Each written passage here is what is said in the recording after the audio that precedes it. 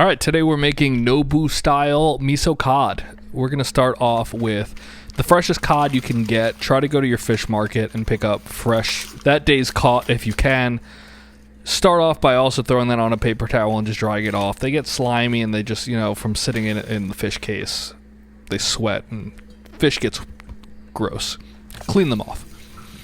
Now we'll make the marinade for them. I like to do equal parts of everything. We're going to use mirin, soy sauce, water, miso, and sugar. So start off with your mirin there. I'm doing about 1 cup of each. You could mix and match depending on how much you need, but my general rule is to do even proportions of everything. And I get the marinade the way I like it. Some people like it a little thicker than I make it, but you can kind of figure it out as you go after you've made it a few times. This is just the way I choose.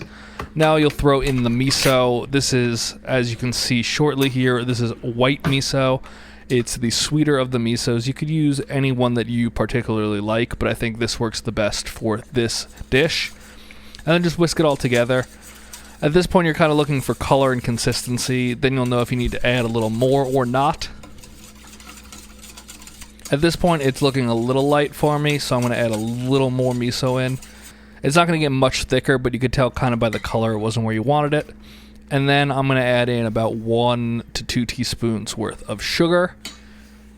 And then just whisk that to fully incorporate it. And this is what you're going to marinate your fish in for anywhere between 4 to 6 hours and overnight. So now take those fillets, throw them in there. Make sure there's enough room for them to be fully submerged.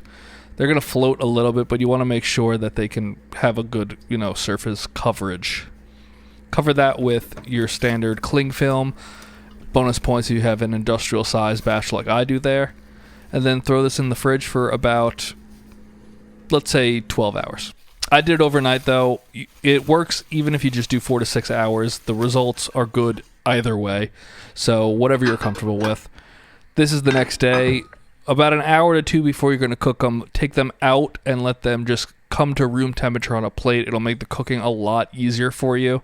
Don't just take these out of the fridge and try to cook them right away.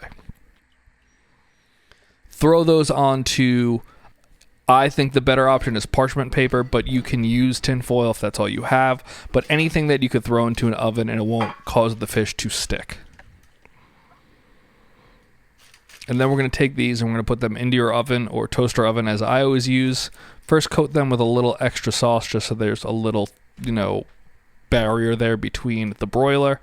And throw that into your broiler setting. It's going to take probably somewhere between 10 and 15 minutes for these to fully cook. Here we are after about 5 minutes. I like to brush them a little bit at this point with a little extra sauce to get, you want that kind of burnt, charred look. That's what, this dish is famous for. And then here, after about 12 minutes, these were looking perfect. That's exactly what you're looking for. Don't worry that the parchment's all burnt. That's just the sauce and the sugars in it.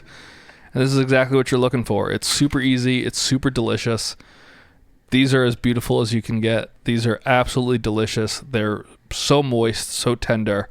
The cod, you shouldn't have to bone it, so it'll just beautifully flake away like this. They're just absolutely the easiest dish to cook, and the reward from ease to taste is the highest with these. So little effort needed for such a high reward of taste. So make these, let me know what you guys think, and I'll see you next time.